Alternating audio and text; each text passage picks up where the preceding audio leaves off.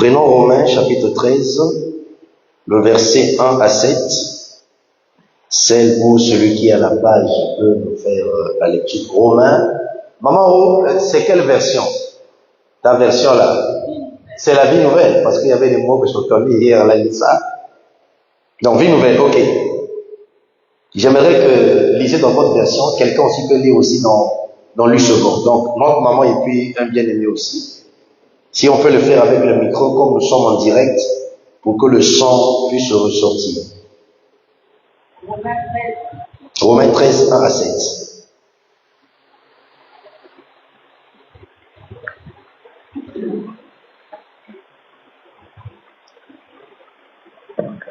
Romains 13, 1 à 7, nous disons la parole de Dieu. Que chacun se soumette aux autorités qui nous gouvernent, car toute autorité vient de Dieu, et celles qui existent ont été établies par Dieu. C'est pourquoi celui qui s'oppose à l'autorité résiste à l'ordre que Dieu a établi. Et ceux qui résistent attireront une condamnation sur eux-mêmes. En effet, on n'a pas à craindre les magistrats quand on fait le bien, mais quand on fait le mal. Veux-tu ne pas avoir à craindre l'autorité? Fais le bien et tu auras son approbation. Car le magistrat est serviteur de Dieu pour ton bien. Mais si tu fais le mal, sois dans la crainte. En effet, ce n'est pas pour rien qu'il porte l'épée. Puisqu'il est serviteur de Dieu pour manifester sa colère en punissant celui qui fait le mal, il est donc nécessaire de se soumettre aux autorités, non seulement à cause de cette colère, mais encore par motif de conscience. C'est aussi pour cela que vous payez des impôts, car les magistrats sont des serviteurs de Dieu qui s'appliquent entièrement à cette fonction. Rendez à chacun ce qui lui est dû. L'impôt à qui vous devez l'impôt, la taxe à qui vous devez la taxe, le respect à qui vous devez le respect, l'honneur à qui vous devez l'honneur. Parole du Seigneur. Amen. Quelqu'un peut lire rapidement dans le 8 secondes, version 8 secondes. Lisons la parole dans Romains 13, verset 1 au verset 7. Et toute personne soit soumise aux autorités supérieures, car il n'y a point d'autorité qui ne vient de Dieu. Et les autorités qui existent ont été instituées de Dieu. C'est pourquoi celui qui s'oppose à l'autorité résiste à l'ordre que Dieu a établi. Et ceux qui résistent attireront une condamnation sur eux-mêmes. Ce n'est pas pour une bonne action, c'est pour une mauvaise que les magistrats sont à l'écouter. Mais tu n'es pas contre l'autorité. Fais le bien et tu auras son approbation. Le magistrat est serviteur de Dieu pour ton bien. Mais si tu fais le mal, crains, car ce n'est pas pour eux qu'il porte le bien. Ils sont serviteurs de Dieu pour exercer la vengeance et punir celui qui fait le mal. Il est donc nécessaire d'être soumis, non seulement par crainte de la punition, mais encore par motif de conscience. C'est aussi pour cela que vous payez les impôts, car les magistrats sont des individus entièrement appliqués à cette fonction. Rendez à tous ceux qui leur est dit. L'impôt à qui vous devez l'impôt, le tribut à qui vous devez le tribut, la crainte à qui vous devez la crainte, l'honneur à qui vous devez l'honneur. Amen. Amen. On peut acclamer la parole de Dieu. Nous pouvons nous mettre. Nous rendons vraiment encore grâce à Dieu pour cette rencontre. Amen, amen. Et merci vraiment encore à l'homme de Dieu, votre Père, le docteur Maxime, donner l'occasion d'enseigner ses serviteurs, ses enfants, n'est pas donné à tout le monde. Amen, amen. Alors, nous venons de lire Romains chapitre 13, les 7 premiers versets, qui, vous allez constater qu'il y a un mot fort qui ressort ici, c'est l'autorité. Et dans le contexte, on nous parle de plusieurs catégories d'autorité, mais dans notre contexte biblique, je ne vais pas toucher autorité politique, administrative, civile et tout. Donc, je vais développer comme thème de notre conférence la soumission à l'autorité spirituelle. La soumission à l'autorité spirituelle. Vous savez qu'il y a différentes catégories d'autorité. Toutes les autorités ne sont pas les autorités spirituelles. La soumission à l'autorité spirituelle, nous avons l'autorité politique, administrative, civile, locale, mais nous sommes dans un contexte où nous parlons de la soumission à l'autorité spirituelle. Et avant de développer des points sur le chapitre 13, concernant les 7 premiers versets, j'aimerais d'abord faire une introduction, poser le décor, des bases de l'introduction, pour nous amener à un niveau de compréhension. Vous savez, la formation est fondamentale à tous les niveaux. Vous constaterez que hier, on avait tout ce langage-là, je n'irai pas en Angleterre, on fuyait le cours d'anglais. Et alors que hier, on nous donnait ce cours gratuitement à l'école publique, on payait peut-être 1000 et quelques ou 2000 à l'époque. Mais aujourd'hui, là, pour faire l'anglais, il faut payer. Certains veulent bien faire, mais ils n'ont pas de possibilités, à cause de l'ignorance. Alléluia. Et quand on écoutait hier que l'anglais, c'est la langue la plus parlée dans le monde, étant dans notre petit coin au Congo, je dis, mais comment? À Kinshasa, on parle français, en Chine, on parle français, pourquoi vous dites que l'anglais, c'est la langue la plus parlée dans le monde? C'est parce qu'on est dans notre petit coin. Mais quand tu sors, tu vas ailleurs, c'est là où tu vas comprendre ce qui se dit. Dieu lui-même respecte ce principe de formation. La Bible dit que Dieu créa l'homme à son image et selon sa ressemblance. D'autres versions parlent selon son espèce. Donc, il y a la création, il y a la formation. Souvent, on confond la création et la formation. Quand Dieu crée à partir de lui-même. D'où la Bible dit tout a été créé par lui, pour lui et tout subsiste en lui. Mais quand Dieu forme, Dieu ne forme pas à partir de lui-même, Dieu forme à partir d'un élément existant déjà dans la création. D'où Dieu va prendre un élément qui existe déjà dans la création, la poussière, il va former Adam. Amen. Pourquoi Dieu forme Adam? Parce que Dieu doit lui confier une tâche, une responsabilité. Pourquoi Dieu forme Adam? Parce que Dieu doit l'établir. D'où, après la formation, qu'est-ce que Dieu fait? Dieu souffle. Et on dit, il devint une âme vivante. Et Dieu l'établit dans le jardin, c'était le sacerdoce, c'était le service pour 2 choses dans le contexte. Cultiver et garder. Cultiver, c'est le service. Mais non seulement Adam doit faire le service, mais il doit être le gardien de la tâche qu'on lui a confiée. Or, dans notre génération, les gens veulent seulement qu'on souffle, mais ils ne veulent pas la formation. C'est-à-dire, ils veulent seulement l'esprit, ngouya. Voilà pourquoi il y a beaucoup de dérapages avec l'onction. Les gens ont l'onction, mais vous sentez qu'ils sont impolis. Ils ont l'onction, mais ils n'ont pas une bonne conduite. C'est ça, Samson. Samson est un homme rempli d'onction, mais il n'a pas de caractère. Or, quand on forme, ça imprime le caractère, parce que le service est bâti sur le caractère. Et nous sommes en train de dire bâtir avec succès. On ne peut que bâtir avec succès quand il y a le caractère. Disons Amen. Alléluia. Donc, l'Église, nous sommes dans un contexte du royaume de Dieu. Et le royaume de Dieu a des principes. Jésus dit à Pierre, je te donnerai. Jésus n'a pas dit que je te donne les clés. Non. Il dit, je te donnerai. C'était une promesse. Souvent quand on lit un peu rapidement. Et souvent on dit, il a donné non. Dans le contexte, il dit, je te donnerai les clés du royaume. Et quand est-ce qu'il lui a donné les clés du royaume officiel? C'est le jour où le Saint-Esprit est descendu. Vous constaterez qu'il n'y a pas eu de débat dans la chambre haute, Pierre prend la parole. Pourquoi? Parce qu'il avait les clés. Mais avant de lui donner les clés, après je donnerai, il y a un temps où Jésus appelait Pierre à la responsabilité. D'où vous allez constater qu'après la résurrection, c'est à lui seul que Jésus a posé la question 3 fois. Pierre, m'aimes-tu que de même ceci? Père mes agneaux.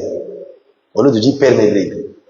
2 fois. Pierre, m'aimes-tu que de même ceci? Père mes agneaux.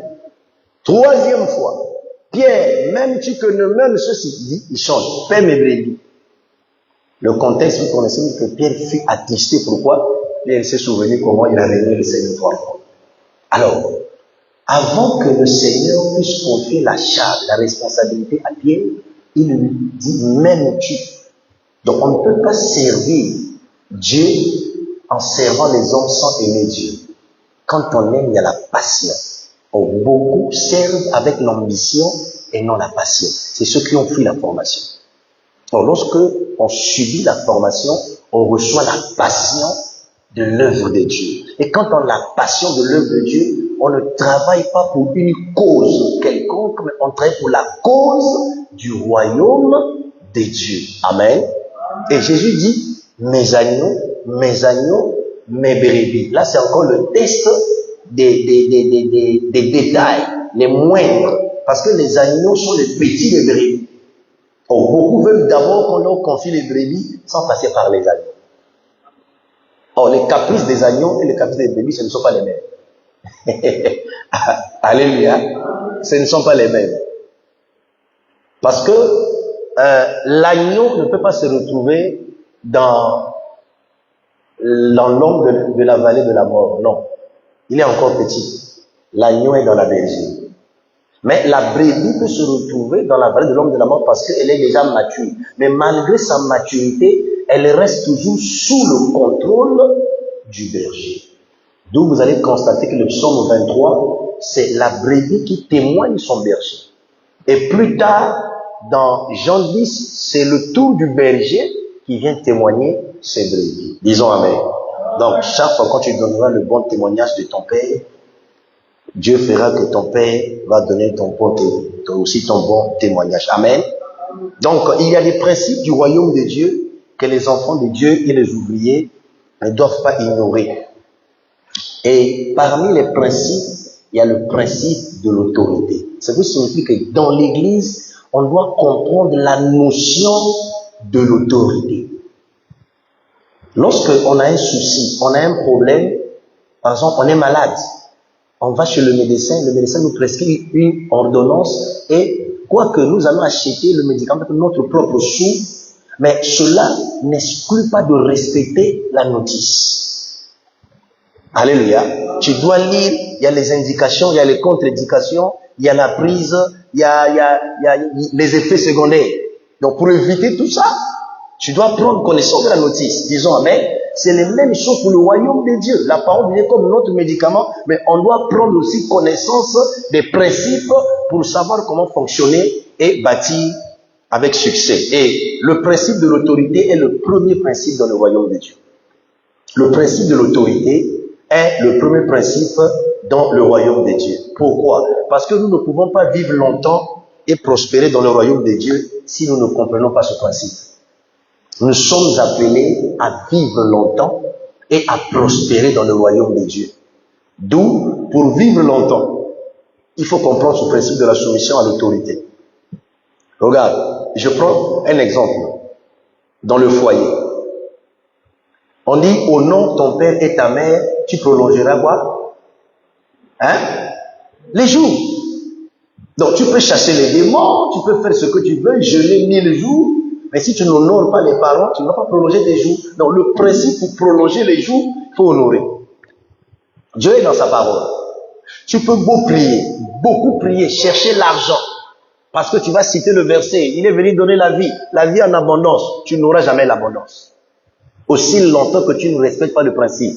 Le principe de l'abondance, c'est Proverbe 14, 23. On dit que tout travail procure l'abondance. Donc prie, mais va travailler pour qu'il ait l'abondance. Alléluia. Disons Amen.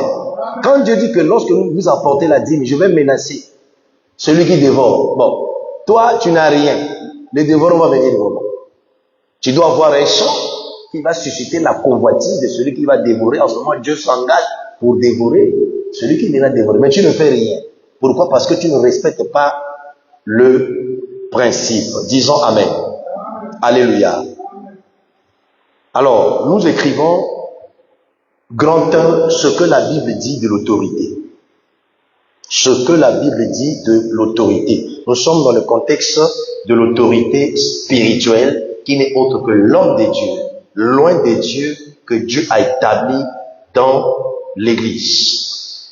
Ce que la Bible dit de l'autorité. Alors, je vais juste développer des points par rapport au texte que nous venons de lire de Romains 13, 1 à 7. Alors, petit 1, ce sont en fait, c'est des choses que nous connaissons, mais parfois que nous n'appliquons pas en fait. Voilà pourquoi parfois il y a le rappel. Et le rappel fait partie de la pensée divine. Quand vous lisez de Genèse à Deutéronome, vous allez constater que Deutéronome, c'est un livre de rappel. Parce que Deutéronome, qui signifie parole répétée. D'où vous allez sentir même que le temps a changé là-bas par rapport aux 4 premiers livres. Donc, premier point, toute autorité vient de Dieu. Ça, on doit reconnaître ça. Toute autorité. Même si j'ouvre une parenthèse, même ceux qui arrivent au pouvoir par la rébellion, en fait, ce sont des gens que Dieu avait destinés à arriver au pouvoir. Maintenant, le problème, ce sont les moyens qu'ils utilisent pour arriver qui ne sont pas des bons moyens. Sinon, on n'arrive jamais au pouvoir par hasard. Est-ce que vous avez compris? Toute autorité vient de Dieu. Toute autorité. Ecclésiastique, non ecclésiastique. Maintenant, ceux qui se rebellent, ce sont les moyens qu'ils utilisent qui ne sont pas les moyens divins. D'où ils sont considérés comme des rebelles devant Dieu. Mais retenez que toute autorité vient de Dieu. Et ici, c'est une vérité incontestable que l'homme a du mal à saisir. On a du mal à saisir que l'homme de Dieu, quoi qu'on appelle l'homme de Dieu, on a du mal à saisir qu'il vient de Dieu. Pourquoi? Parce qu'il est né à vous comme nous, il mange le fumba comme nous, il porte les mêmes habits comme nous. On a du mal un peu à saisir ça. Alléluia. Mais retenez que cela est incontestable. Et le constat est que l'homme a une attitude négative vis-à-vis de l'autorité que Dieu a établie. Pourquoi? On voit souvent les erreurs, les manquements. Vous savez, Dieu n'a jamais appelé un homme parfait à le servir. D'ailleurs, dans le monde, la perfection n'existe pas. Dieu nous appelle imparfaits pour nous rendre parfaits dans la marche. Alléluia. Disons Amen. Voilà pourquoi, si je ne me trompe pas, dans Lévitique, je crois 21:8, on dit, tu regarderas le sacrificateur comme un saint. Pourquoi on le dit?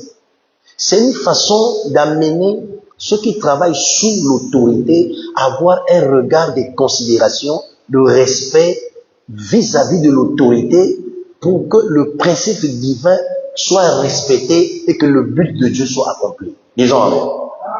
Alléluia. Donc, retenons que toute autorité vient de Dieu. Et nous ne devons pas ignorer les principes et les critères divins du choix et de l'établissement des autorités. Donc, on ne doit pas ignorer les principes divins, les choix et l'établissement des autorités qui viennent de Dieu. Quand vous lisez Romains chapitre 9, on dit Dieu fait grâce à qui il veut, miséricorde à qui il veut, ça ne dépend pas de celui qui veut, ni de celui qui court. Si nous rentrons dans la logique, Salomon n'est pas digne d'être roi. Amen. Alléluia. Salomon est né de Bathsheba. Et si vous lisez même la généalogie, quand on parle, on arrive, Dieu dit bien Bathsheba, au lieu de dire femme de David, il dit femme d'Uri. C'est pour dire que dans la connaissance, Dieu n'était jamais d'accord avec cette relation. Voilà pourquoi on doit faire attention avec Dieu. Dans la prophétie, on peut expliquer les choses, mais dans la logique, dans la connaissance, Dieu n'était pas d'accord. Voilà pourquoi quand on parle de la généalogie, on reprécise que Bathsheba, femme d'Uri. On aurait pu dire femme de David, que Dieu n'était pas d'accord avec ça. Mais concernant l'élection de Dieu, Dieu ne demande de conseil à personne. Quand Dieu veut faire quelque chose, Dieu consulte sa volonté. Voilà pourquoi l'apôtre Paul dit, il a fait les choses selon le conseil de sa volonté. Disons Amen. Donc nous devons comprendre ces choses. Mais comment telle personne est établie? Non. Le choix de Dieu, ça dépend de sa souveraineté. Ça ne dépend pas de nous. Ça dépend de la souveraineté de Dieu. Vous savez, parmi les plus méchants, Dieu peut trouver un moins méchant pour l'établir. Est-ce que vous avez compris? Donc, à défaut de mieux, Dieu utilise quelqu'un. Regardez un homme comme Donald Trump. Donald Trump, c'est le Cyrus des temps modernes. Cyrus était un roi païen. Mais Dieu l'avait oint pour accomplir son dessein. Et tout ce que Donald Trump est en train de faire, il est en train d'accomplir la prophétie des temps de la fin. D'où on parle de l'Esprit de l'Éternel qui agit envers les païens, mais nous, c'est le Saint-Esprit. Alléluia. Et deuxième point, toute personne doit être soumise à l'autorité établie. Il n'y a pas d'exception. Toute personne, que tu sois directeur, je ne sais pas, directrice, député dans l'église. On est en direct, j'allais donner un témoignage. Bon, je masque le témoignage. Il y avait un homme de Dieu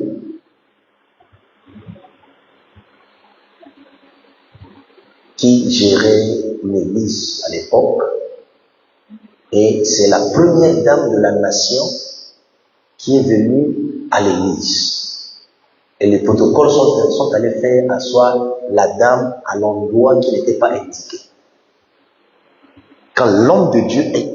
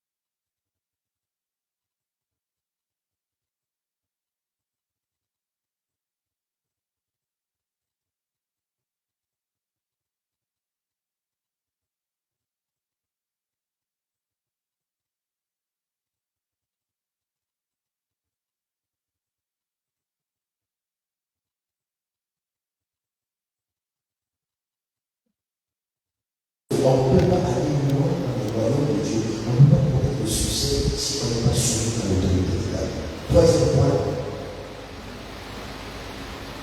Une personne qui s'oppose à l'autorité établie s'oppose à Dieu. Une personne qui s'oppose à l'autorité établie s'oppose à Dieu. Pourquoi?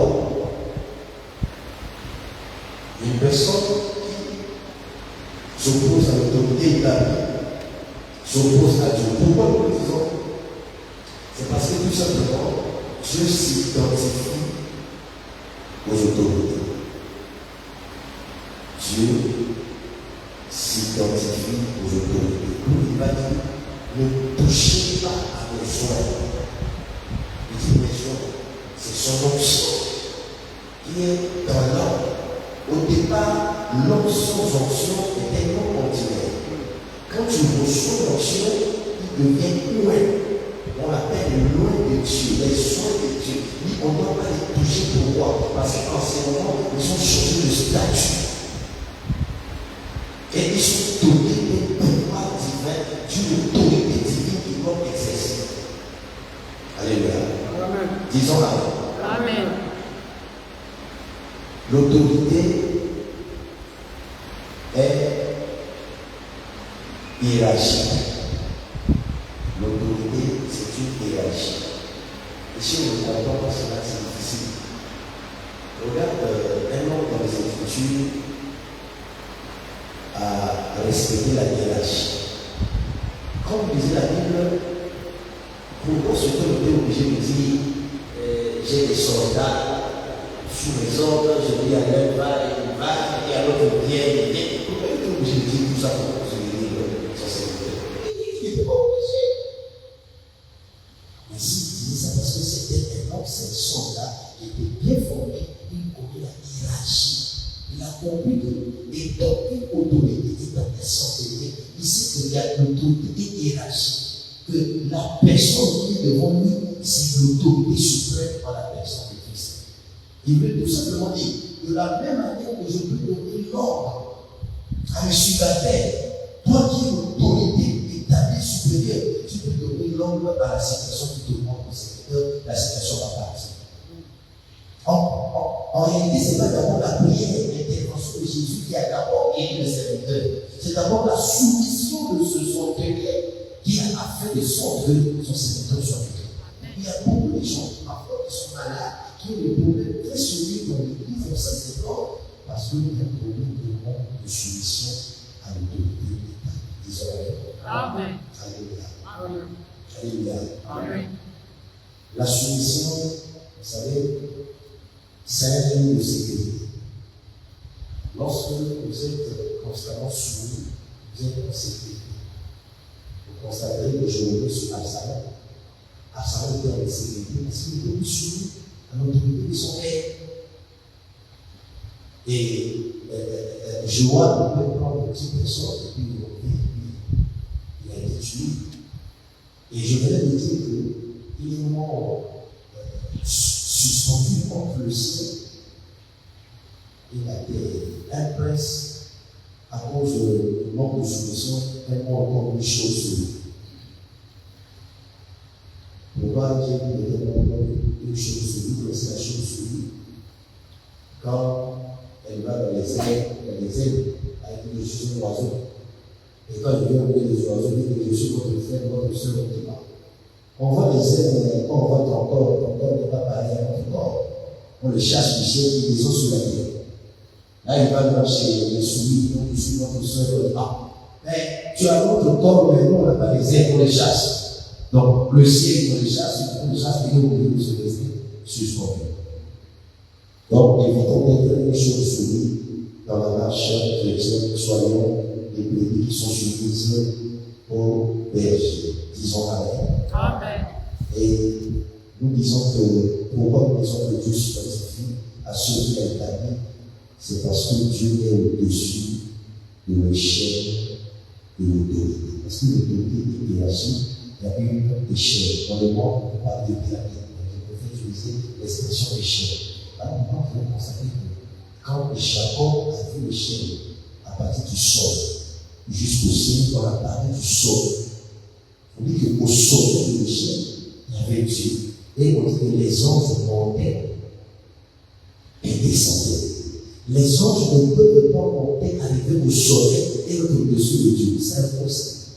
Parce que celui qui aurait osé faire sa vérité précipitée, Lucifer, qui devient plus tard Diabolos ou Satan. Donc, avoir une attitude négative envers l'autorité et agir, c'est agir mal envers la source de toute autorité qui est Dieu. On entend des gens dire, moi je ne peux pas respecter l'homme de Dieu, je ne sais pas respecter Dieu. On dit bien en fait. Disons amen.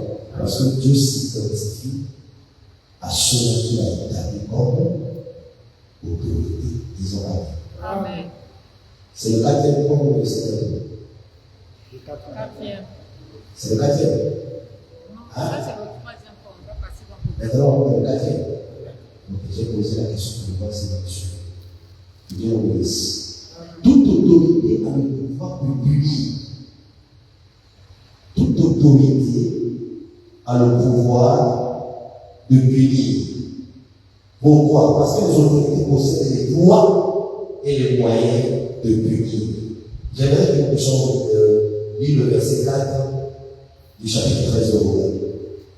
Donc, toute autorité a le droit, a le pouvoir de punir. Les autorités possèdent les droits et les moyens de punir. Ils ne punissent pas parce qu'ils sont méchants, ils ne punissent pas parce que je ne sais pas exactement, parce qu'ils ont les droits et les moyens.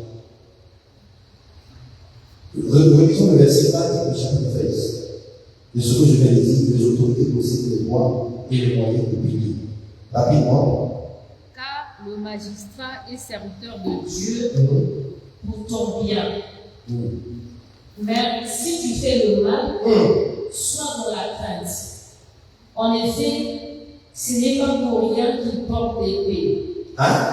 Ce n'est pas pour rien qu'il porte l'épée. Oui. Puisqu'il est serviteur de Dieu pour manifester sa colère en punissant celui qui fait le mal. Celui qui fait le... On ne punit pas celui qui fait le bien. Parce que la loi n'est pas faite pour le juste, mais pour les malfaiteurs. Amen. Alléluia. Si Adam n'avait pas péché, la loi de Moïse n'avait jamais été faite.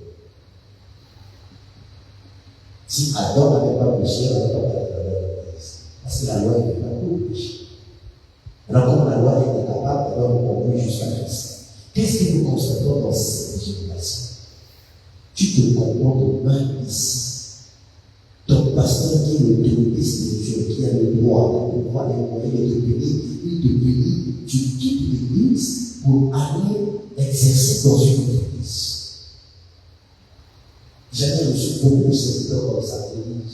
Nous, on n'a pas fait ces choses. Et celui qui travaille pour la cour du royaume ne peut pas recevoir cela pour la vie. J'ai déjà amené mon père un secteur comme ça chez son pasteur. Mais celui qui travaille pour le ventre, pour que les gens puissent se remplir de chèques, là, c'est des choses comme ça. Tu es pianiste, tu comportes mal, ton père te fait asseoir, tu quittes l'église, et quand tu quittes l'église, tu vas à Boyo te présenter là-bas que je suis serviteur, on te reçoit là. Alléluia. Non.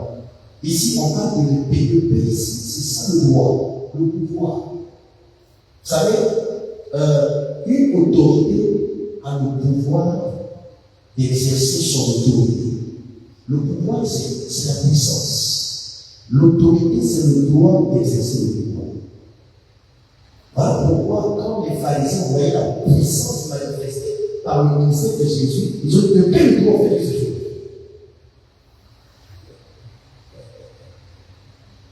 Alléluia. Amen. Alléluia. Amen. Donc, l'autorité qui est établie a reçu le mandat, a reçu le pouvoir.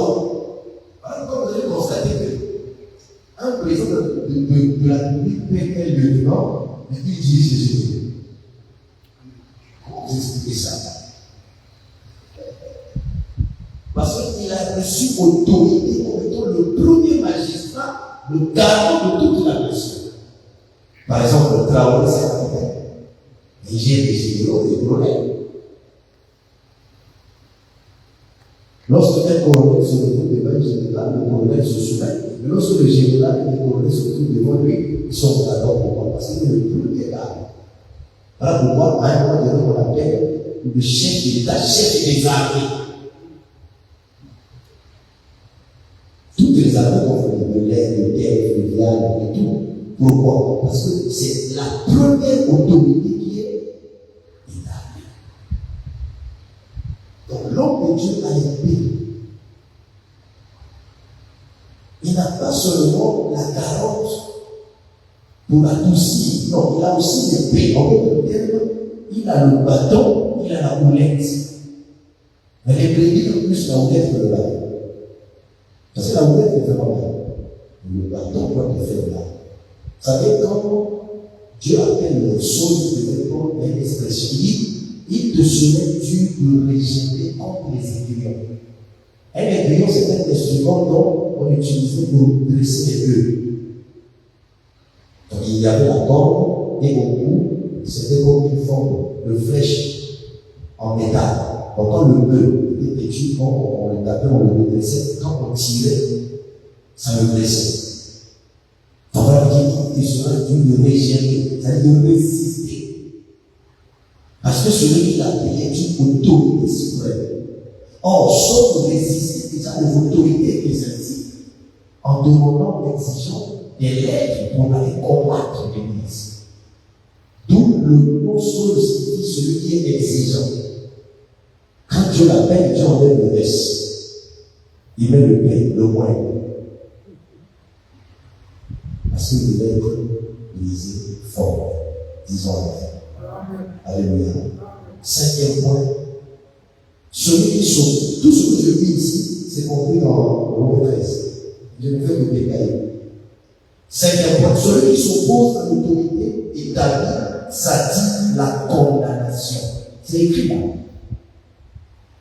Celui qui s'oppose à l'autorité établit, ça dit la condamnation. Vous savez, je suis obligé de passer les témoignages des élections. Il était une fois l'un des premiers sorciers d'une église. L'un des premiers sorciers. Ce témoignage que je vous donne date à ma connaissance, date de 32 ans. Ce sorcier avait fait à son pasteur comme ça. Il n'a pas fait son comme ça. Ah, le sorcier est parti. Jusqu'à présent, la vie de ce sorcier est misérable. Le l'homme de Dieu n'a rien dit. Pourquoi il s'est opposé à l'autorité spirituelle? Voilà pourquoi nous devons avoir la maîtrise quand on est content. Alléluia. Quand j'ai commencé l'église avec moi, il y avait un bien-aimé qui était beaucoup le moyen et qui voulait exercer son autorité sur la conséquence. Et ici, dans la communauté, je l'ai connu. Et par la maison, que je veux de façon à la relation, parce que j'ai un mal avec le pasteur. Et à chaque fois qu'on m'embauchait quelque part, après quelque temps, on me licencie. On me licencie. Et j'ai fait une vision où je l'ai pris du haut de l'escalier. Je l'ai fait descendre jusqu'à la dernière marche. Et j'attendais qu'il revienne vers moi. Dieu merci d'être venu vers moi. Je vais lui montrer ce que j'ai dit. Tu as vu, je t'ai pris de côté parce que tu es monté. Descends. Et il m'a compris. Donc celui qui s'oppose à l'autorité établit sentir la condamnation. Pourquoi? Parce que lorsqu'on s'oppose à l'autorité spirituelle établie, on s'expose au jugement. Là, ce n'est pas Satan qui est là, c'est Dieu lui-même, parce que Dieu s'identifie à ceux qui a établi comme autorité. Alléluia. Septième point, c'est là. 6, c'est sûr. Ok. L'homme doit rendre à l'autorité ce qui lui doit. L'homme doit rendre à l'autorité ce qui lui doit. Tout ce que je dis, c'est ce que je dois dire. L'homme doit rendre à l'autorité ce qui lui doit. L'homme doit rendre à l'autorité celui de gloire. C'est-à-dire, tout homme a le devoir envers l'autorité. Tout homme a le devoir envers l'autorité. Parce que l'autorité a ses droits et tout homme a le devoir envers l'autorité. Mes chers amis, le thème de votre papa bâti avec succès. Vous savez, lorsque nous rentrons dans une église, au-delà du physique, il y a le spirituel. Le physique est limité au présent. Quand on voit ce bâtiment, c'est au présent. Mais au-delà du physique, quand vous voyez le spirituel, vous voyez des choses 20 ans, 30 ans, dans le bon sens. Vous voyez, les Juifs se limitaient au temple par rapport à la beauté du temple. Ils ont considéré que Jésus ne faisait pas fille du temple. Alors, c'était quand ça les tourmentait, quand ils sont sortis, ils ont dit, mais regarde la beauté. Il fait l'attention. Et Jésus, sachant que le temple faisait leur beauté, il a bientôt mis les esclaves pierre sur pierre. Sur ce temple. Jésus voyait un autre temple dans une autre dimension. Ce temple que Jésus voyait, c'est toi, c'est moi. Alléluia. Et nous avons notre manière de voir les choses. J'étais surpris pour la première fois quand je suis venu intervenir ici. J'ai vu le thème, comment on l'appelle? Hein? Frère Arnaud. Arnaud, ancien Arnaud. Amen. Bon, lui est connu à Tchali avec le nom de Fils God parce qu'il travaille là où il dit Fils God. Moi, je l'ai connu, ça fait 10 ans. Je ne savais pas qu'il était serviteur de Dieu ici, il exerce ici. Voilà pourquoi vous devez avoir le témoignage. Amen. Alléluia. Maintenant, en le voyant, je le vois comme un soudeur. Ce qui est tout à fait normal. Au-delà de la soudure, il y a la spiritualité. Amen. Vous voyez votre père et son physique. Le fait que mon physique, quand je puisse lancer, bon, tu penses que non, lui, il peut respecter. Vous savez, il y a l'âge sacerdotal et l'âge biologique. Amen. Jésus, parmi les 12, était les moins âgés. À un moment donné, il va les appeler. Mes enfants, vous avez mangé. Oh, les choses, mais il comment il parlait comme un père. Il parlait comme un maître. Et quand l'autorité spirituelle parle comme un père, il faut l'honneur. Quand il parle comme un maître, il faut la crainte. La crainte n'est pas la peur. C'est-à-dire le respect. Donc Dieu nous dit, si je suis père de l'honneur, je vais Dieu. Et si je suis père, où est la crainte? C'est-à-dire une crainte respectueuse. Quand on marche avec une crainte respectueuse, je vous parenthèse, Dieu va vous confier une capacité d'accomplir la tâche que vous avez. Lorsque Noé a vu la vérité, c'est pas écrit. Mais quand il entend la voix, Noé saisit. C'est hébreu Noé saisit d'une crainte respectueuse. C'est cette soumission-là qui lui confère la capacité de bâtir l'âge avec succès. Vous connaissez l'histoire d'Israël. Il n'y a pas eu de succès. Alléluia. Amen. Alléluia. Amen. Donc, nous devons rendre à l'autorité ce qui lui doit. Donc, quand on disait dans le contexte, on dit que nous devons bien les éléments aux autorités. Dans l'église, c'est ainsi. On a tellement de problèmes avec les réseaux sociaux aujourd'hui. Lorsque tu écoutes un prédicateur sur les réseaux sociaux qui attaque la vie, quand toi tu dis Amen à cela, je te pose la question. Tu dis Amen à cela parce que tu as été éclairé ou tu dis Amen parce que cela vient encourager de l'égoïsme de Dieu. Amen. Amen. Si on va supprimer la dîme, parce que la dîme était, je vous parenthèse, le salaire des sacrificateurs. Paul dit l'ouvrier mérite son salaire. Et Dieu dit non, pendant que je compte sur lui, je leur donne la part qu'il a dit comme étant le droit d'option. Il y a beaucoup de choses que je veux parler pour le droit d'option. Donc, si on a supprimé la vie, on va supprimer l'option. Docteur, on demande le Nouveau Testament, on a payé la vie. Donc, si on a le Nouveau Testament, on a payé la vie. Alléluia. Amen. Pourquoi on va payer les pauvres? À cause de l'autorité qui est là, c'est son rôle. Pourquoi on va payer la dîme? À cause de l'autorité spirituelle qui est là dans l'Église. Et lorsque quelqu'un paye l'impôt, ses activités sont sécurisées. La loi n'a pas le pouvoir de le payer. Donc, vous allez constater qu'en matière de dîme, Dieu lui-même s'engage pour nous menacer. Et en matière d'argent, docteur, Dieu connaissant les autres, Dieu dit que je ne veux pas de l'idée. Quand Dieu parle de la dîme, Dieu ne parle pas comme le bon pêche. Lisez de la Bible, il dit à la fin, ainsi parle l'Éternel des armées. Et connaissant en matière de finances, Dieu était obligé de demander à l'homme de le mettre à l'épreuve. Mais c'est un piège. Ton père te dit de moi l'épreuve, quand tu viens, regarde, moi je fais l'épreuve. Amen, on va voir ça. En fait, c'est pour nous aider seulement. Alléluia. C'est ça, c'est important, cher.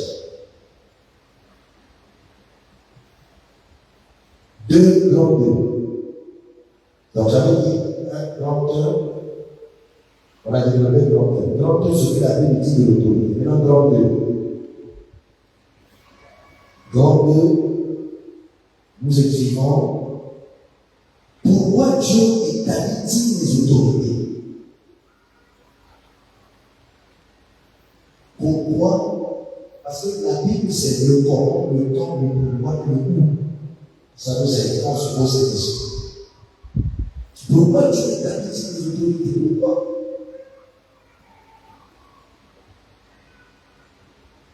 Nous disons que les autorités sont, d'une manière générale, les autorités sont des personnes détenant les pouvoirs politiques, administratifs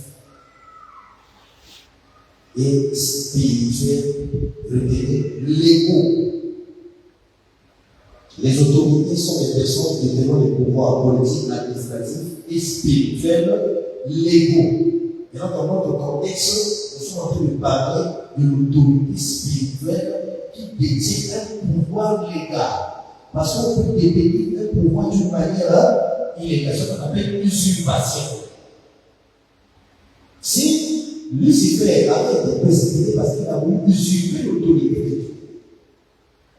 Donc, quand on parle de coup d'État, le premier coup a commencé dans la dimension invisible. Ça, c'est un coup d'État, mais un coup divin, un coup du royaume, porté à tête à l'autorité suprême de Dieu. Alors, pourquoi évitons de tomber sous l'influence de l'esprit de Dieu? Tout rebelle est dans le camp de Satan. Il faut éviter. Il faut éviter ça. Donc, Dieu établit les autorités pour les raisons suivantes. Dieu établit les autorités pour les raisons suivantes. Nous avons tiré pour conduire son peuple dans l'accomplissement de ses desseins pour eux. Vous voyez pourquoi? Pour conduire son peuple dans l'accomplissement de ses desseins pour eux. Donc vous voyez que quand on se soumet à l'autorité, nous avons un tout. Dieu établit les autorités pour les raisons suivantes. Pour conduire son peuple dans l'accomplissement de ses desseins pour eux. C'est-à-dire, lorsque Dieu veut faire quelque chose avec un groupe de gens, il commence d'abord par établir au-dessus de ces gens-là une autorité. Voilà pourquoi Dieu n'a jamais délivré Israël sans Moïse. Quand Dieu veut faire quelque chose envers un groupe de gens, Dieu commence d'abord pour conduire son peuple dans l'accomplissement de ses desseins pour eux. Le dessein de Dieu, c'est le plan de Dieu. Quand vous lisez par exemple Jérémie 11, 29, nous tous nous avons ce passage, on le plan. Oui, mais le plan là, pour que ce plan là soit exécuté, accompli, Dieu n'a pas l'autorité.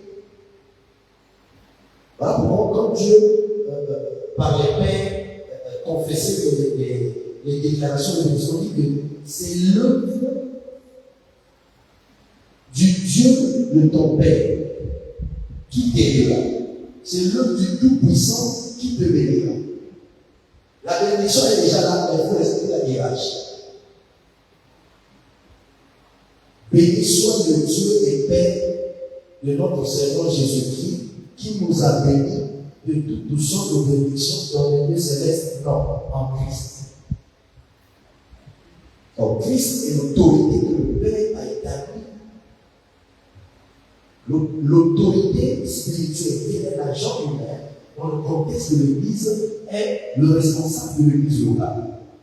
Mais Christ est le responsable de l'Église d'épouse. Donc quand Jésus dit je bâtirai mon Église, ce n'est pas l'Église locale, c'est l'Église d'épouse.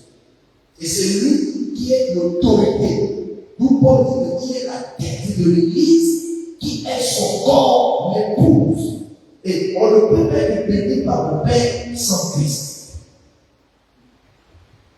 C'est ça qu'Isaac ne peut pas bénir ses enfants sans les génies.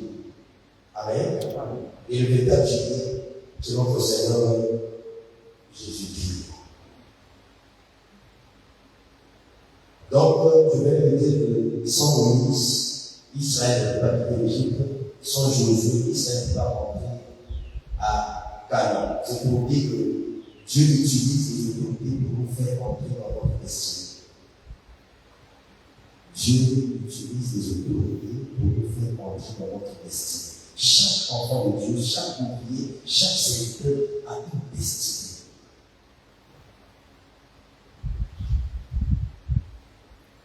Samuel avait une destinée. Il faut une autorité établie. Samuel. David avait une destinée. Il faut une autorité établie. Ruth avait une destinée. Il faut une autorité parce que Boaz était une autorité dans sa famille. Le parent rédacteur.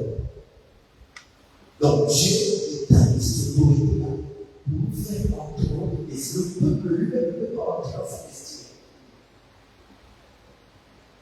Et lorsque nous comprenons ces choses, ça nous amène à marcher dans une soumission totale à l'autorité établie. Amen, amen. Nous continuons autre point concernant les raisons. Pour qu'il y ait l'ordre et la paix. Dieu établit l'autorité pour les raisons suivantes. Deux points, nous évoluons. Pour qu'il y ait l'ordre et la paix. Vous savez, une parenthèse. Même si on peut se plaindre des soucis de notre nation, de la différence et tout, mais reconnaissons que en ce moment, nous sommes assis, c'est parce qu'il y a un gouvernement dans ce pays. Est-ce que nous sommes d'accord? Il y a des chefs. Il y a des entités. On peut parler des autorités gouvernementales, militaires, juridiques, civiles. Ici, dans le secteur, il y a un chef, l'homme regarde. C'est une autorité civile. S'il avait fait, lui prend son téléphone, il appelle. On va venir le terminer. Donc, l'autorité est établie pour la paix et l'ordre. Si l'autorité n'est pas établie dans l'Église, il n'y aura pas la paix, il n'y aura pas l'ordre, il y aura le désordre. Il y aura le désordre. Même dans le règne animal, la forme, et les autorités. Amen. Dans la forêt, le lieu de son autorité. Quand le lion rugit,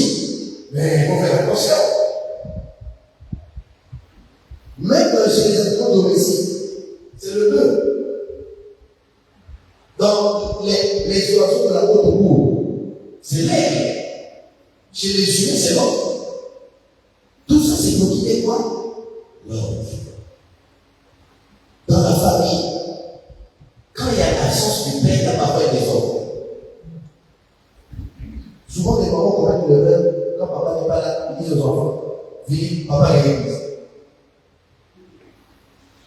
Mais quand ton mari n'est pas là, c'est toi qui exerce l'autorité. Quand on dit femme, soyez soumise, c'est-à-dire, soyez soumise, c'est sous une mission. La même chose, la soumission est sous une mission. Ce n'est pas ta mission. C'est la mission de Dieu qui l'a confiée à son serviteur. Toi, ta part, c'est de se soumettre à la mission. Quand tu te soumets à la mission, tu te soumets à la vision. Alléluia. Alléluia. Amen. Dans l'église, il n'y a pas de tabernacle, il n'y a pas de marche de Noé, il n'y a qu'un seul tabernacle avec Moïse, il n'y a qu'une seule marche avec Noé. Parce que le tabernacle, pour là, ce n'est que la matérialisation de la vision que Dieu a envoyée sur la terre. Donc tout ce que vous voyez qui est en train d'être visible n'est que la matérialisation de la vision que Dieu a donnée à votre Père. Et cette vision est dans son esprit. Amen. Amen. Amen. C'est correct. Maintenant, j'ai dit que pour aller plus loin dans le royaume de Dieu, il faut se soumettre. Quand tu te soumets, hier on n'a pas compris sinon, le même messager doit faire quoi? Doit réconforter son maître. Où est-ce que le maître peut le réconforter? C'est pas dans l'esprit, c'est dans son âme. Parce que le Père, la bénédiction réside dans l'âme de l'autorité spirituelle. Voilà pourquoi Isaac n'a pas dit amène-moi le génie pour que mon esprit devenisse. Il dit pour que mon âme devenisse. Parce que la prospérité réside dans l'âme. Je souhaite que tu prospères à l'état, que tu sois en bonne santé, prospère l'état de ton âme. Donc lorsque tu te soumets à l'autorité de ta vie, qu'est-ce qui se passe?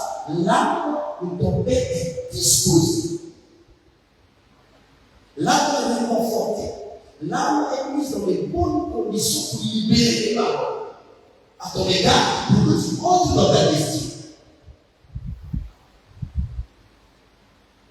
Imaginez un peu votre Père arrive ici, il y a un culte. Les protocoles ne sont pas là. Les chants ne sont pas là. Au moment où il fait le constat, son état d'âme change. Mon état d'âme change. Il va s'asseoir dans le mur. En tant que père, il vient faire son devoir, il précise son état d'âme n'est pas dit pourquoi. Parce que votre manière de faire a changé l'état d'âme avec lequel il a quitté son domicile. Nous ne savons pas combien de temps il a pris à la personne pour l'église. Parfois, ils sont encore à prier. En ce moment, sa prière est perturbée par le comportement des ouvriers. Alléluia. Voilà pourquoi la présence de Dieu est très importante. Ça met de l'ordre et quoi? La paix. Je reviens sur l'expression de notre Père. Bâti avec succès. Avec succès. Pourquoi David n'a pas bâti avec il y a une raison pour c'est qui dans les versions. Il développe dans cette fonction. Alors, si nous revenons au contexte de l'homme et de paix, le nom de David est un de paix. C'était bien guéri. Il allait de guerre en guerre pour guérir. Parce que le problème, quand Dieu avait ordonné aux Israéliens de chasser tous les talents, parce que Canaan était composé de 7 nations. Et ils ont chassé dans 6 nations, ils ont laissé Jérusalem. Donc David était obligé de chasser les Jérusalem. Même Saül a dit qu'il doit tuer tous les Amalecites. Comme disait l'histoire avant le père Amalekite. L'histoire nous dit autant que il y avait une femme qui était enceinte et elle fuit. Avant cette guerre autour du Saül. Quand il fuit, c'est cette femme qui va l'accoucher à Paris. Et pendant qu'il avait Aman commencé, la dame Amalekite a raconté l'historique de son fils. Donc Aman est glorieux et la haine contre les Juifs. Donc David ne peut pas bâtir le temple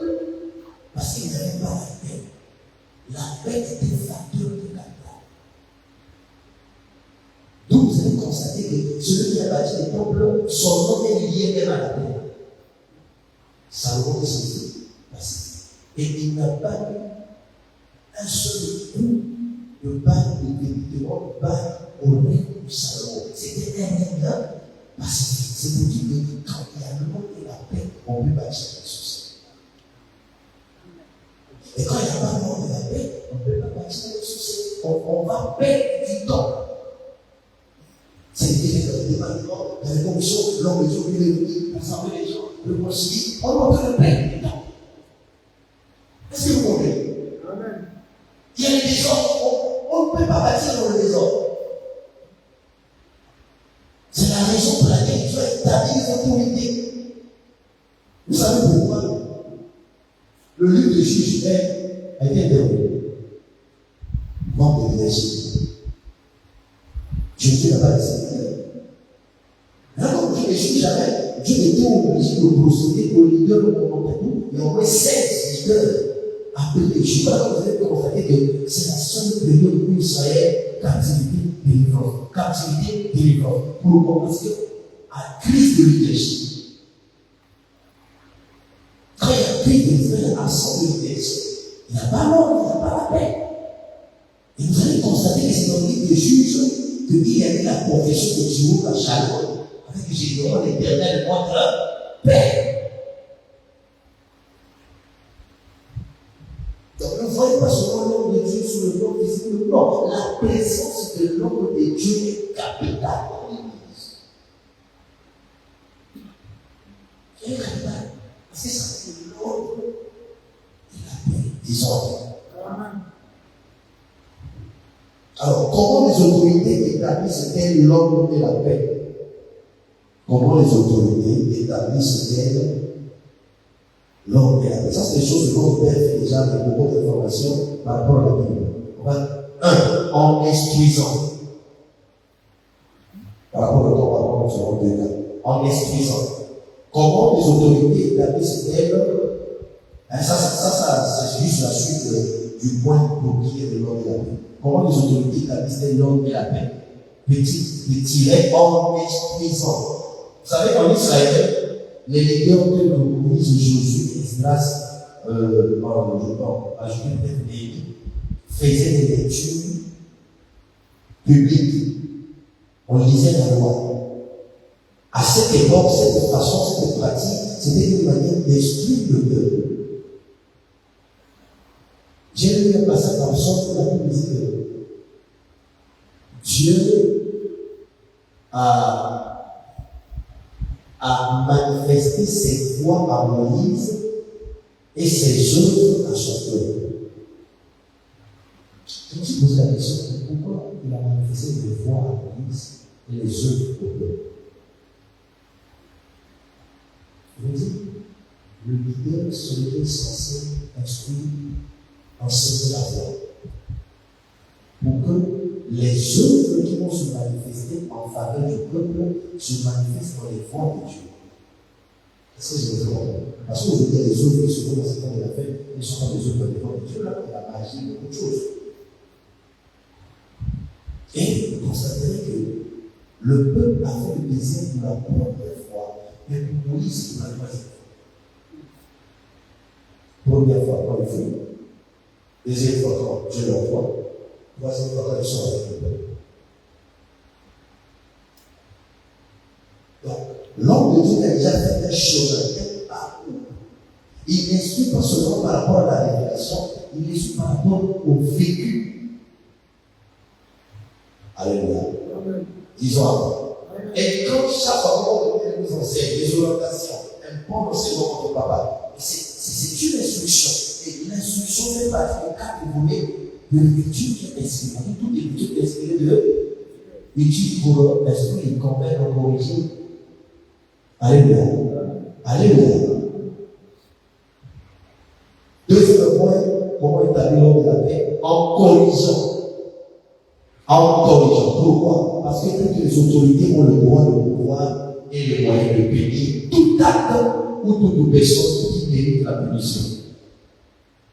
En corrigeant. pourquoi toute autorité a le droit, si son premier ont le droit, le pouvoir, les moyens de punir tout acte ou toute personne qui mérite la punition.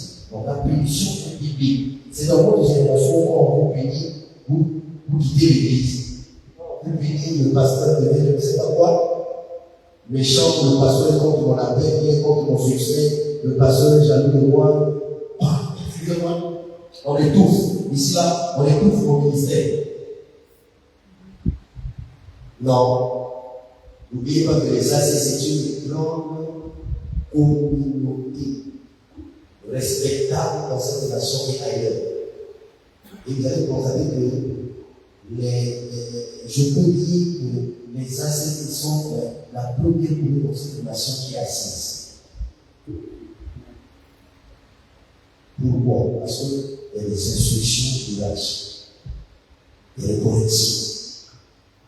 Et sur le sur le bénéfice. Les assassins sont très épargnés dans cette nation. Les assassins chrétiens. Alléluia. Amen. Et il n'y a pas une seule autorité qui peut venir dans cette nation sans connaître les assassins. Parce que les assassins ont des bases. Et des serviteurs avec des témoignages bien électriques de ce monde. Et vous devez vous estimer de bénir le Seigneur et beaucoup prier pour ça, pour maintenir ce témoignage. Disons Amen. Pourquoi ils ont les moyens de pouvoir le bénir? Je l'avais dit, parce qu'ils détiennent les paix ou encore le bâton de commandement. Retenez que le châtiment correctif existe. Le châtiment correctif. C'est-à-dire, le châtiment correctif délivre de la folie. C'est écrit dans le Proverbe.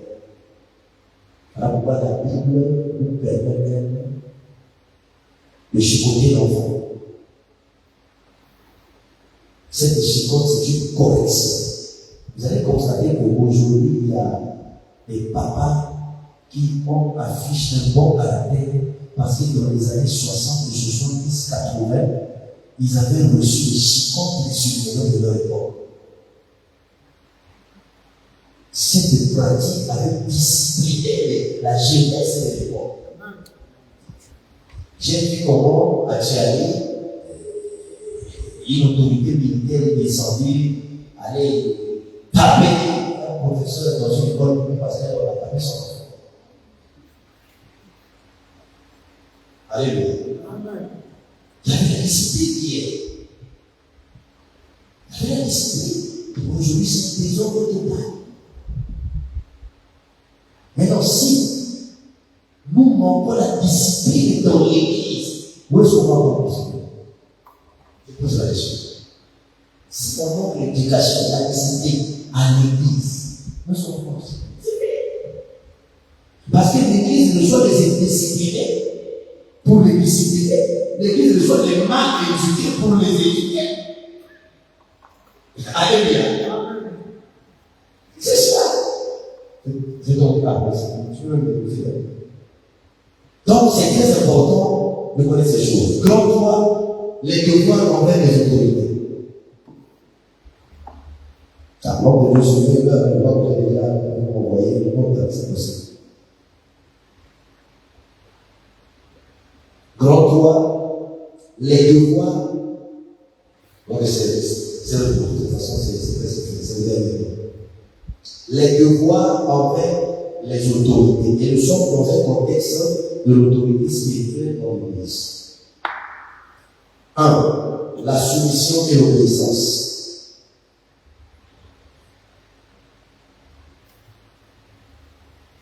Nous disons que la soumission est une condition fondamentale pour qu'il y ait l'ordre et la paix. J'insiste.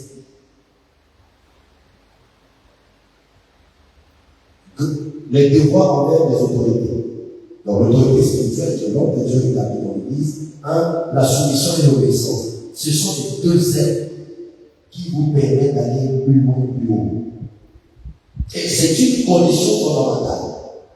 Vous voyez, quand vous êtes posé dans l'Église, le Père établit des gens qui sont des autorités déléguées.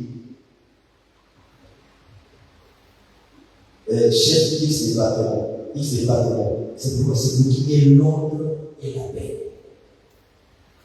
Quand tu es debout, tu sais que pour moi, ma mission c'est de conduire l'invité. Moi, c'est de conduire les bénis. Moi, c'est de faire ceci. Et ces choses nous demandent les vertus du royaume. L'humilité. Et ce sont les vertus qui sont en voie de disparition dans cette génération. Ça veut dire que les témoignages, docteur, l'homme de Dieu arrive au Kenya. C'est comme par exemple, je dis, si tu me confies un papa, la production de moi à l'hôtel est papa. Et l'autre te confie un papa, ce don de Dieu. Et vraiment, le papa le servait. L'homme de Dieu, c'est lui qui disait avec ma mentalité de francophone. Parce que les anglophones ont tout mentalité. Il s'est dit, certainement, c'est un papa misérable. Et à la fin, pendant le programme, le papa est venu dire à l'homme de Dieu, est-ce que tu peux venir prier chez moi à la maison?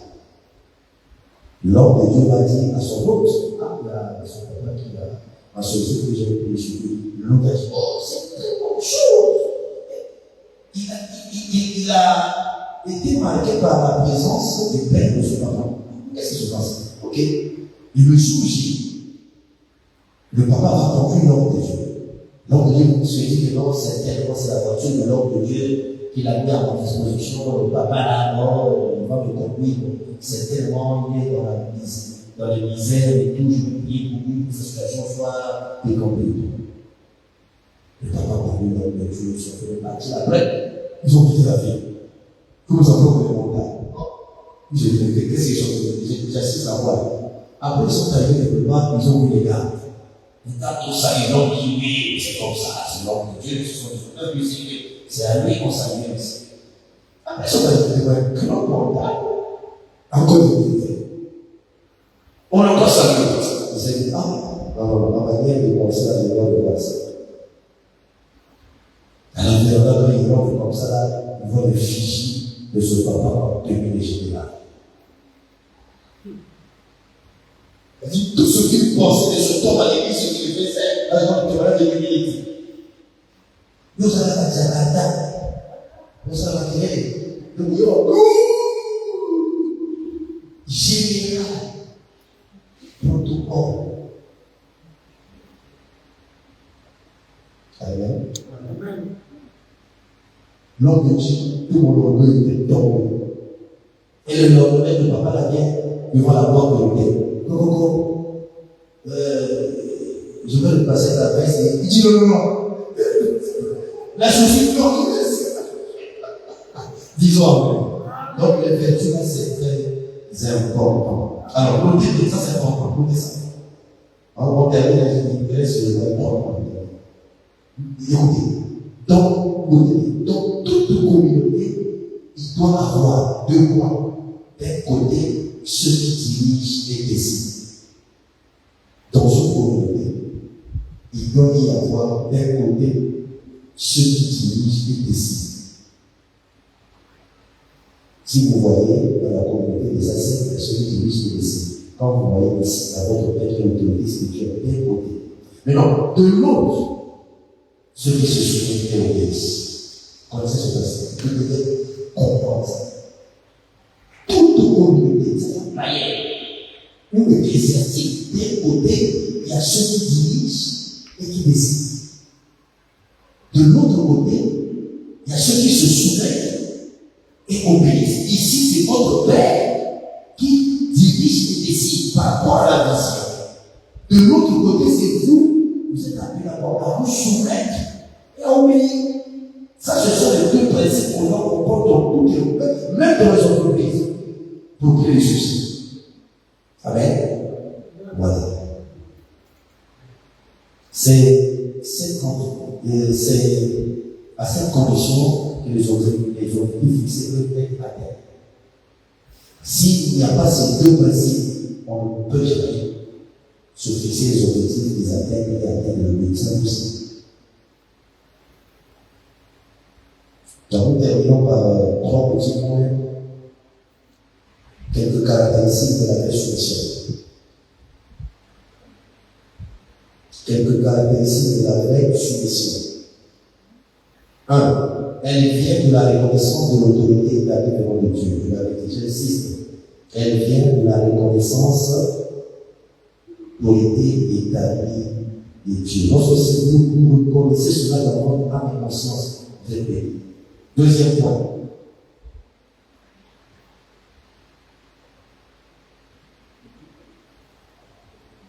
Elle vient du cœur et n'est pas un simple acte visible.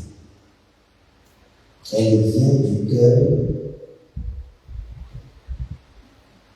et n'est pas un simple acte visible. Pourquoi? Parce que la soumission est une attitude intérieure qui s'extériorise par l'obéissance. L'obéissance est extérieure, mais la soumission est intérieure. Donc, tu peux obéir à quelqu'un sans te soumettre. Ton pasteur t'appelle, tu es à la maison, il est 12 heures. Et Dieu, viens. Tu es quand même venu, tu as obéi. En venant, tu as obéi, tu n'es pas soumis. Est-ce que vous avez compris? On fait chaud comme ça, le pasteur. On dit qu'on a saigné, c'est le mois d'octobre.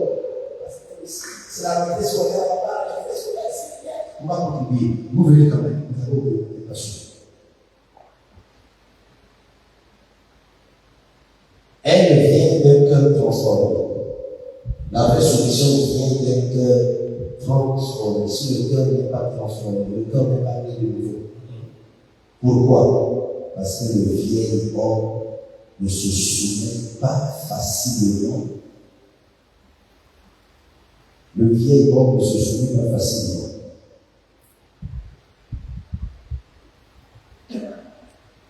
Le vieil homme ne se soumet pas facilement. Voilà pourquoi un cœur doit être enseigné et brisé pour apprendre la vraie soumission.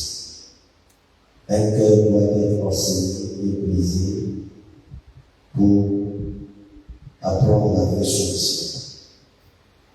Je termine la soumission au point, il y en a beaucoup, mais je m'arrête là par rapport au temps, sinon j'avais encore donc je m'arrête là. Donc prenez ça. Elle est présentée et se manifeste même en l'absence de celui auquel on doit se soumettre. Ici, il y a un grand problème. On termine par elle est présentée dans la soumission et se manifeste même en l'absence de celui auquel on doit se soumettre. Elle est présentée et se manifeste même en l'absence de celui auquel on doit se soumettre. Pourquoi? Il arrive qu'il y a des gens qui se soumettent circonstanciellement. Or, la soumission n'est pas occasionnelle, elle est permanente. Il arrive que les gens sont soumis dans l'église quand le leader est physiquement présent. Quand le leader est en voyage, là vous allez voir les natures, le caractère, les comportements qui le sont. Or, on reconnaît la maturité, la soumission du leader de l'église aussi quand le pasteur est physiquement absent. Comment vous comportez, comment les responsables se comportent, les ouvriers. Parce que vous ne devez pas venir à l'église par crainte, le pasteur n'est pas respect, considération et soumission. Le pasteur est en voyage, vous venez en retard. Le modérateur du jour, il vient expressément en retard. Ça, c'est pas une soumission. Elle doit être permanente, que le Père, l'autorité spirituelle, soit absent ou présente. La soumission doit être permanente. Amen. Que Dieu vous bénisse. Merci à votre Père. Merci à la grâce de Dieu.